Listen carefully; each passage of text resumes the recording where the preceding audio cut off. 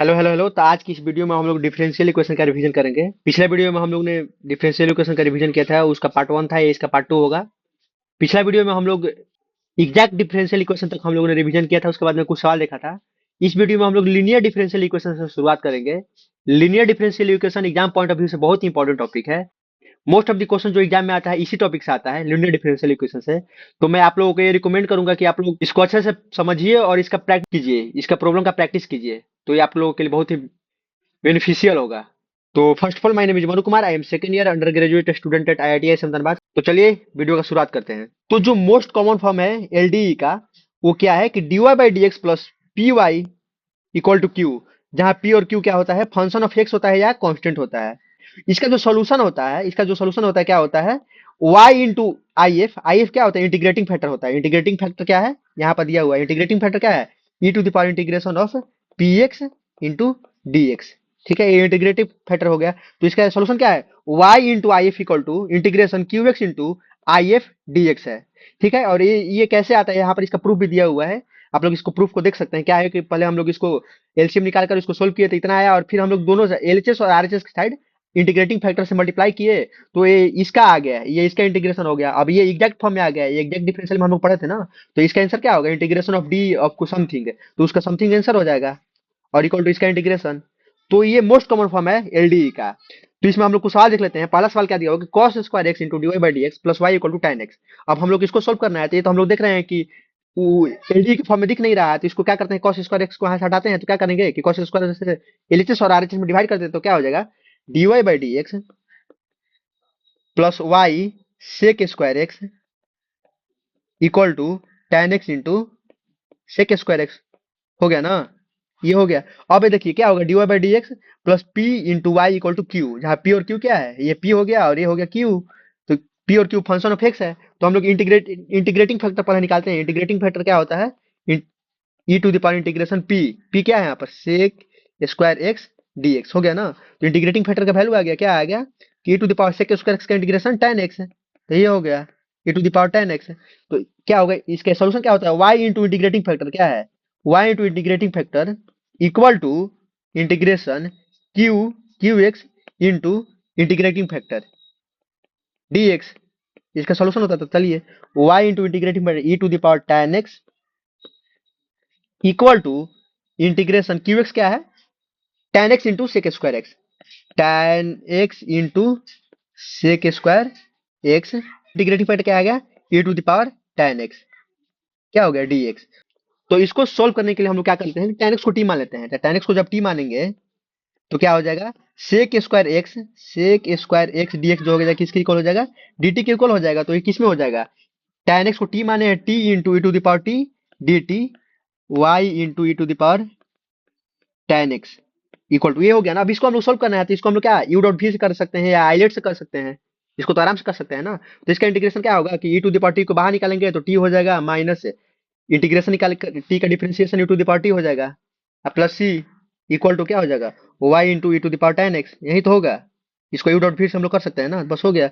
Y into E to the power tan x equal to E to the power T हम लोग common निकालेंगे यहाँ से, तो क्या हो जाएगा t minus one plus c. बस इसके बाद हम लोग क्या किए, y into E to the power tan x equal to E to the power tan x into tan x minus one plus c. इसका क्या हो जाएगा, आंसर हो जाएगा। हम लोग यहाँ पर कुछ नहीं किए, देखे कि हम लोग जो मोस्ट कॉमन फॉर्म है एलडीए का इस फॉर्म में होता है। तो सबसे पहले जो सवाल दिया था हम लोग इस फॉर्म में लाने का कोशिश किए, और बस उसके बाद में हम लोग इंटीग्रेटिंग फैक्टर निकाले, और उसके बाद में सोल्यूशन लिखे हम लोग। क्या होता है, Y into I F equal to integration of Q X into I F D X होता है। उसके बाद हम लोग सोल्व किए। अब ये तो हम लोग इंटीग्रेशन में पढ़े हुए हैं कि इसको कैसे सोल्व करना है। तो इसको सोल्व किए तो इसका आंसर है क्या, y into E to the power tan x equal to E to the power tan x into tan x minus one plus c. इसका आंसर आ गया। इसी टाइप का सवाल एलडीए में आता है। बस अगर इसमें फंसाने की कोशिश करेगा तो कुछ ऐसा इंटीग्रेशन ही में ही फंसाने की कोशिश करेगा। बाकी तो इसका फॉर्म तो पता ही है कि D Y by D x plus P of X into Y equal to Q X होता है। ये हो गया। इसमें जो दूसरा आता है हम लोग देखते हैं क्या वेरिएशन ऑफ एलडी, क्या क्या वेरिएशन हो सकता है। तो पहले इसमें वेरिएशन क्या होता है कि dx बाई डी वाई, क्या dx by D Y plus P of Y into X equal to Q Y होता है। जहां पर हम लोग वहां पर क्या देखे थे, D Y by D X देखे थे ना, D Y by D X देखे थे। अब यहाँ पर क्या आ गया, dx बाई डी वाई आ गया। ठीक है, एक्स को हम लोग वाई से रिप्लेस कर दिए बस। तो ये हो गया, जहां पर पी और क्यू क्या है, फंक्शन ऑफ वाई हो गया, कांस्टेंट होगा, तो उसका भी सोल्यूशन वही होगा, क्या इंटीग्रेटिंग फैक्टर निकालेंगे, जिसमें इंटीग्रेटिंग फैक्टर क्या होगा, integration P Y D Y E to the power integration P Y D Y के इक्वल होगा, और इसका सोल्यूशन क्या होगा, X into I F equal to integration Q Y into I F D Y होगा। ठीक है, देखिए एक सवाल हम लोग देख लेते हैं, सवाल क्या बोल रहा है, 1 + y² plus X minus E to the power tan inverse Y D by D x equal to 0 है। तो हम लोग ये वेरिएशन ऑफ एलडीए से बनेगा, इस फॉर्म का ही में हम लोग लाने की कोशिश करते हैं। सबसे पहले तो क्या करते हैं कि इसमें हम लोग डी बाई डी एक्स है, तो d x by D y निकालना है, तो हम लोग d x by D y ला देते हैं। क्या करते हैं, एलएचएस और आरएचएस में डीएक्स बाई डी वाई से मल्टीप्लाई कर देते हैं, तो क्या हो जाएगा, 1 + y² D x by D Y equal to X minus E to the power tan inverse Y हो गया ना। अब हम क्या कर सकते हैं कि 1 + y² plus X equal to E to the power tan inverse Y हो गया ना। यहाँ पर क्या है, डीएक्स बाई डी वाई भी है। अब हम लोग क्या करते हैं, 1 + y² से डिवाइड करते हैं, तो क्या हो जाएगा, dx by D Y plus X upon 1 + y² equal to E to the power tan inverse Y upon 1 + y² हो गया कि नहीं हो गया, इस फॉर्म में आ गया। अब इसका हम लोग सोल्यूशन लिखते हैं, क्या होगा, इंटीग्रेटिंग फैक्टर सबसे पहले निकालेंगे हम लोग इसका ना, तो इंटीग्रेटिंग फैक्टर निकाल लेते हैं और फिर उसके बाद हम लोग इसका सोल्यूशन लिखने की कोशिश करते हैं। तो इसका इंटीग्रेटिंग फैक्टर क्या होगा, इसका इंटीग्रेटिंग फैक्टर होगा integration E to the power P Y, P क्या है यहाँ पर 1/y², 1/y² plus 1 D y हो गया ना।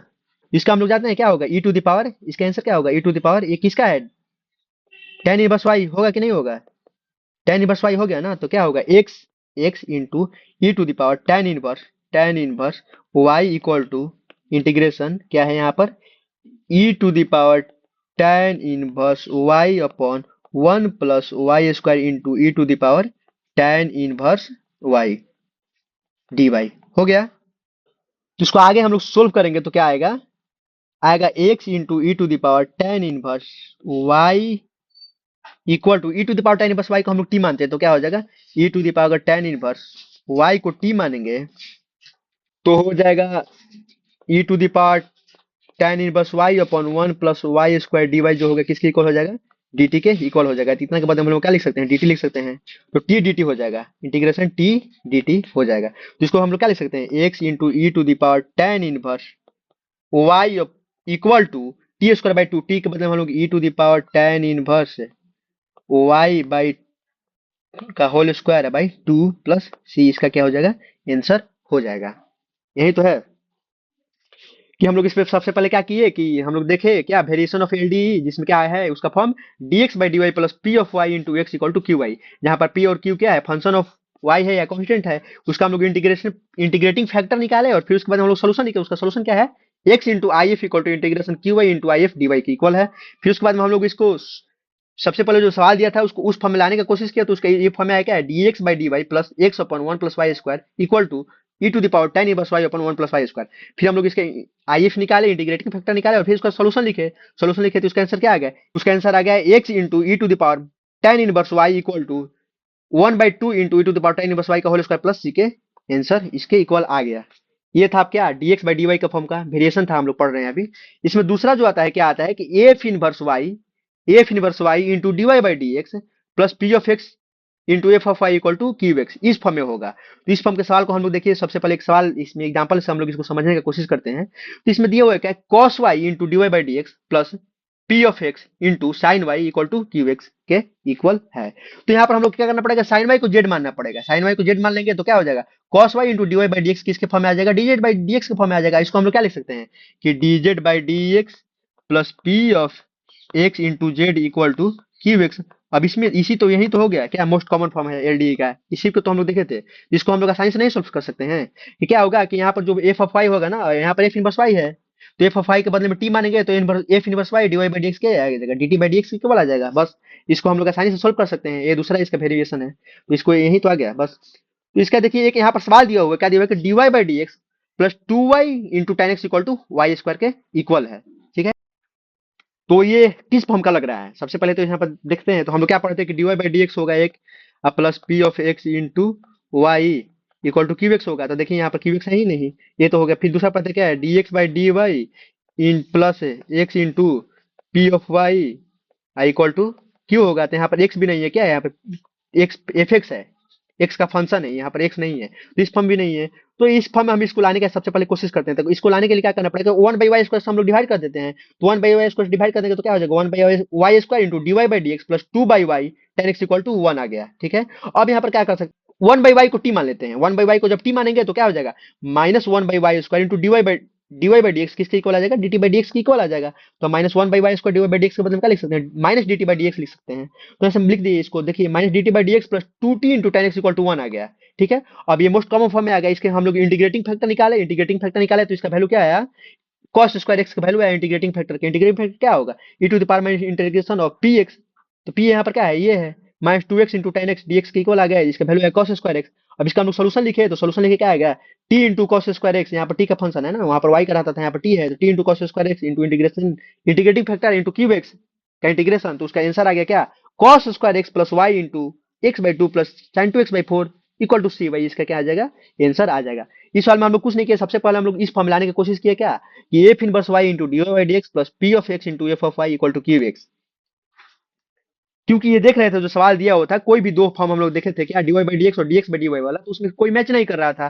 तो इस फॉर्म से बनेगा, इस फॉर्म से बनने के लिए हम लोग क्या किया, सबसे पहले वाई स्क्वायर से डिवाइड किया और वन बाई वाई के बदले में टी माना, उसके बाद में वो क्या आ जाएगा, D T by D x का d T by D x है plus t into f x equal to cube x की इक्वल आ गया। उसके बाद हम लोग इसको सोल्व कर दिए, इसका सोल्व कर दिए तो इसका आंसर आ जाएगा। ये बहुत ही कॉमन है, इसको आसानी से सोल्व किया जा सकता है। अब हम लोग डिफरेंशियल इक्वेशन में कुछ एप्लीकेशन होता है, ज्योमेट्रिकल एप्लीकेशन। जैसे हम लोग निकालना होता है क्या, length of tangent, length of sub tangent, length of normal, length of sub normal. तो ये सब कंसेप्ट भी डिफरेंशियल इक्वेशन में आता है। तो हम लोग उसका इसमें डिस्कशन नहीं करेंगे, हम लोग उसका discussion application of derivative chapter में करेंगे। हम लोग इसमें कुछ सवाल देखते हैं जो कि डिफरेंशियल इक्वेशन से बनेगा और उसका कैसे हम लोग उसको अप्रोच करेंगे। तो अब हम लोग बात करते हैं क्या, geometrical application of differential equation. तो देखिए एक एग्जांपल से हम लोग इसको समझने की कोशिश करते हैं। एक एग्जांपल देखो क्या, कि curve passing through 5,3 and at any point x, y on it, the product of its slope and ordinate मतलब कि क्या, y coordinate is equal to abscissa मतलब कि x coordinate of the curve है। ठीक है, तो हम लोग उसका कर्व का इक्वेशन निकालना है। तो ये जो कर्व है किसे 5,3 से पास कर रहा है, बोल रहा है कि product of its ordinate and slope is equal to abscissa. Slope क्या होता है, स्लोप होता है dy by D x, dy by D x ही तो स्लोप होता है ना, इंटू ऑर्डिनेट y किसके इक्वल है, x की इक्वल है। यही तो दे रहा है कि क्या, कि the product of its slope and ordinate is equal to abscissa. यही तो है, product of its slope and ordinate is equal to abscissa, ये हो गया ना। तो हम लोग इसको क्या कर सकते हैं, अब वेरिएबल सेपरेबल से आसानी से सोल्व हो जाएगा क्या, y into D Y equal to x into D x, हो गया कि नहीं हो गया। अब इसको हम लोग सोल्व करना जानते हैं तो इसको इंटीग्रेशन का लगा देते हैं, क्या हो जाएगा इसका, y square by two equal to x square by two plus सी के इक्वल आ गया। अब सी को निकालने के लिए देख रहे हैं क्या, एक पॉइंट से एक कर्व पास कर रहा है, किससे, 5,3 से। तो इस 5,3 को हम लोग सेटिस्फाई कराते हैं। जब 5,3 को इसमें सेटिस्फाई करेंगे तो हम लोग यहाँ से सी का वैल्यू निकल जाएगा। तो देखिए एक्स के बदले में 5 वाई के बदले में 3, तो 9/2 इक्वल टू 25/2 प्लस सी। तो सी का जो वैल्यू आएगा क्या आएगा, सी का वैल्यू आएगा -8। सी का वैल्यू आ गया तो हम लोग कर्व का इक्वेशन लिख सकते हैं ना क्या, कि Y square by two equal to x square by two minus eight के इक्वल आंसर इसका आ जाएगा। इस टाइप का भी सवाल एग्जाम में आता है, तो आप लोग इस टाइप का भी सवाल की भी प्रैक्टिस कीजिएगा। एक और यहाँ पर सवाल दिया होगा, क्या दिया होगा कि एक curve passing through 1,π/6 and slope of the curve at each point x, y be y by x plus sec y by x, जहां x ग्रेटर देन 0 है, तो कर्व का इक्वेशन क्या होगा। तो देखिए इसका हम लोग सोल्यूशन देखते हैं। तो हम लोग क्या होगा कि स्लोप दिया हुआ है किसके इक्वल है, इतना के इक्वल है स्लोप, तो स्लोप को हम लोग इतना इक्वल कर दिए क्या, dy by D x equal to y by x plus sec of y by X. ठीक है, उसके बाद हम लोग y इक्वल टू vx मान लिए, क्योंकि क्या है ये होमोजेनियस फॉर्म में है, y बाई एक्स के फॉर्म में है, तो f of y by x है। तो y के बदले में vx माने तो क्या होगा, v plus X DV by D X किसके इक्वल आ गया, dy बाई डी एक्स के इक्वल आ गया। तो इसके बाद हम लोग इसको सोल्व करने की कोशिश किए, dy बाई डी एक्स के बदले में क्या लिख दिए, v plus X D by D x equal to v plus sec भी हो गया, क्योंकि y बाई एक्स क्या आएगा, y बाई एक्स v के इक्वल आ जाएगा। तो यहाँ पर लिखे तो v से v खत्म हो गया। अब इसके बाद हम लोग क्या हो गया कि x into D by D x equal to sec भी आ गया। और फिर उसके बाद हम लोग क्या कि यहाँ पर वेरिएबल से वर्क कर दिए, उसका आंसर लिखे तो क्या आ गया, साइन भी equal to l n x plus c. और यहाँ से सी का वैल्यू निकाले, सी का वैल्यू निकालने के लिए हम लोग पॉइंट देख रहे हैं क्या, 1,5/6, 1,π/6 से कर्व पास कर रहा है, मतलब कि x के बदले में 1, y के बदले में π/6 हम लोग सेटिस्फाई करेंगे। तो यहाँ से c का वैल्यू आ गया क्या, 1/2। जब c का वैल्यू आएगा तो यहाँ से ये कर्व का क्या आ गया, इक्वेशन आ गया। कर्व का इक्वेशन क्या आएगा, sine of y by x equal to ln x plus 1/2, इस कर्व का इक्वेशन हो गया। तो इसी टाइप का सवाल आता है, बस कुछ नहीं करना होता है, हम लोग को उसको डिफरेंशियल इक्वेशन के फॉर्म में लिखना होता है। तो हम लोग जितना भी वो जो सवाल आएगा वो या तो एलडी का होगा या वेरिएबल सेपरेशन बनेगा या होमोजेनियस फॉर्म का होगा। तीन चार ही तो फॉर्म है। डिफरेंशियल इक्वेशन बहुत सी आसान टॉपिक है। अगर आप लोगों को इंटीग्रेशन का थोड़ा सा भी अच्छे से कॉन्सेप्ट पता है तो आप लोग डिफरेंशियल इक्वेशन का जो सवाल आएगा उसको एग्जाम में भी आसानी से कर सकते हैं। और मोस्ट ऑफ दी क्वेश्चन जो आता है किससे आता है, एलडी से ही आता है। तो एलडी बहुत ही इंपॉर्टेंट टॉपिक है। आप लोग उसको अच्छे से प्रैक्टिस कीजिएगा और उसको समझने की कोशिश कीजिएगा किस किस फॉर्म का क्वेश्चन आ सकता है और क्या वेरिएशन हो सकता है। हम लोग यहाँ पर दो वेरिएशन डिस्कस किए हुए हैं। अब हम लोग बात करते हैं किसका, ऑर्थोगोनल ट्रेजेक्टरी का। ऑर्थोगोनल ट्रेजेक्टरी का मतलब, ऑर्थोगोनल का मतलब होता है कि 90 डिग्री। अगर कोई दो कर्व के बीच में का एंगल 90 डिग्री है तो क्या है, कर्व ऑर्थोगोनल है। अब दो कर्व के बीच का एंगल क्या होता है, तो दो कर्व के बीच का एंगल क्या होता है कि angle between their tangent at point of contact. जो दो कर्व जहां पर एक दूसरे को इंटरसेक्ट कर रहा है तो वहां पर दोनों कर्व के बीच में हम लोग क्या बनाएंगे, टेंजेंट बनाएंगे। और वो दोनों टेंजेंट के बीच का एंगल देखेंगे। अगर वो दोनों टेंजेंट के बीच का एंगल 90 डिग्री है तो दोनों कर्व क्या है, ऑर्थोगोनल है। तो देखिए यहाँ पर हम लोग डिफिनेशन पढ़ लेते हैं जो क्या है, any curve which cuts every member of A given family of curve at right angle is called an orthogonal trajectory of the curve. मतलब कि अगर कोई कर्व है जो हर एक मेंबर को, एक फैमिली के मेंबर को 90 डिग्री पर कट कर रहा है तो क्या है, उस कर्व का ऑर्थोगोनल ट्रेजेक्टरी है। जैसे in the case of circle, उसका जो नॉर्मल होगा क्या होगा, ऑर्थोगोनल ऑर्थोगोनल ट्रेजेक्टरी का काम करेगा। क्योंकि नॉर्मल जो होता है क्या होता है, वो टेंजेंट के परपेंडिकुलर होता है। तो यहाँ पर इसका टेंजेंट करेंगे तो वो भी 90 डिग्री का एंगल होगा, यहाँ पर भी टेंजेंट करेंगे तो 90 डिग्री का एंगल होता।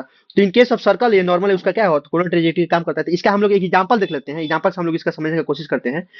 और इसको हम लोग ऑर्थोगोनल ट्रेजेक्टरी कोई कर्व को निकालना होगा तो कैसे निकालेंगे, सबसे पहले हम लोग वो डिस्कस कर लेते हैं। तो सबसे पहले इसमें क्या आता है कि सबसे पहले हम लोग इक्वेशन ऑफ फैमिली का फाइंड करेंगे। तो इस केस में क्या होगा, x square plus y square equal to r square हो जाएगा। आर वेरी करेंगे तो सर्कल का क्या होगा, रेडियस वेरी करते जाएगा। फिर उसके बाद हम लोग क्या करेंगे कि differentiate the given equation with respect to x. इसको हम लोग एक्स के रिस्पेक्ट में डिफरेंशिएट करेंगे और कांस्टेंट को यहाँ से क्या करेंगे, हटा देंगे। ठीक है, आर स्क्वायर को यहाँ से हटाने की कोशिश करेंगे। फिर उसके बाद हम लोग क्या करेंगे, d Y by D x को minus d x by D y से रिप्लेस करने की कोशिश करें। क्यों, क्योंकि देखिए m one into m two क्या होता है, -1 होता है। जब दो कर्व के दो लाइन के बीच का एंगल 90 डिग्री है तो क्या हो गया, तो दोनों का स्लोप का प्रोडक्ट क्या होता है, -1 के इक्वल होता है। तो हम लोग ए का स्लोप निकाल दिए, क्या है, d Y by D x into m two equal to क्या है, -1 है। तो क्या होगा, एम टू का वैल्यू क्या आएगा, minus of d x by D y. जब d Y by D x को minus of d x by D y से रिप्लेस कर देंगे तो दूसरे कर्व का इक्वेशन क्या हो जाएगा, आसानी से हम लोग उसको सोल्व करेंगे आगे तो बन जाएगा।